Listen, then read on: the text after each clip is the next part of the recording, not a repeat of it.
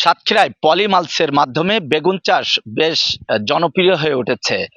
এবছর প্রথমবারের মতো সাতক্ষীরার ব্রহ্মরাজপুর এলাকায় কৃষি সম্প্রসারণ অধিদপ্তরের তত্ত্বাবধানে কৃষকরা পরীক্ষামূলকভাবে পলিমালচের মাধ্যমে বেগুন চাষ শুরু করেছেন।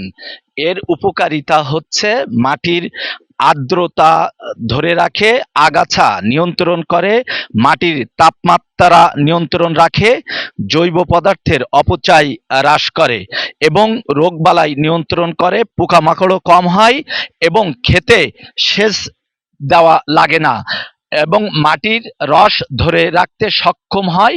ফলে কৃষকরা ভালো ফলন পাচ্ছেন এই বেগুন চাষে।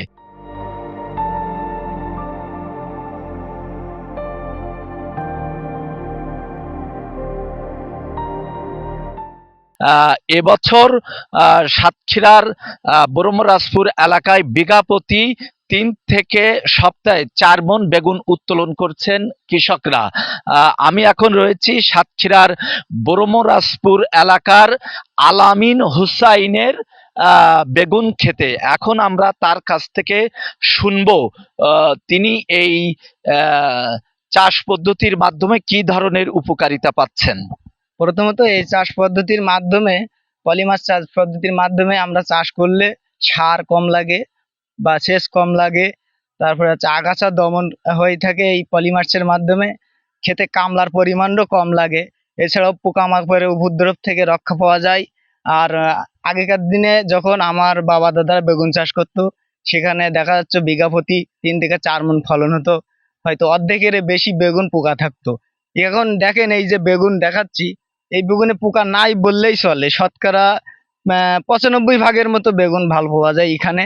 তাছাড়া স্প্রে কম লাগে, কীটনাশকের ব্যবহারও কম লাগে, বিধায় মানুষের যে স্বাস্থ্যের যে সমস্যাটা, এটা একটা বড় বিষয়। বর্তমানে কীটনাশকের ব্যবহারের কারণে আমাদের অনেক ক্ষতিগ্রস্ত হচ্ছে। ফলে ডাক্তার বা অন্যান্য ইত্যাদি খরচ মানুষের বেশি হচ্ছে। সেক্ষেত্রে এই পদ্ধতি ব্যবহার করলে আপনি কীটনাশক ছাড়াই একটি সবজি খেতে পারবেন। আপনার শরীর ভালো থাকবে, স্বাস্থ্য ভালো থাকবে। এছাড়াও অনেক উপকারিতা আছে।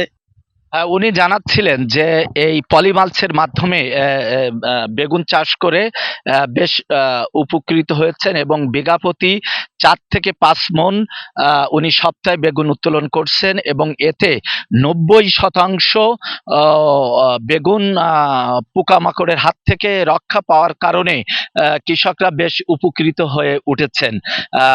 এ ব্যাপারে কৃষি সম্প্রসারণ অধিদপ্তর ভাবছে যে এই চাষ পদ্ধতি আগামীতে আরো সম্প্রসারিত হলে গ্রামীণ অর্থনীতিতে পলিমালচের এই বেগুন চাষ গুরুত্বপূর্ণ ভূমিকা রাখবে। এই ছিল সাতক্ষীরার পলিমালচের বেগুন চাষের সর্বশেষ খবর।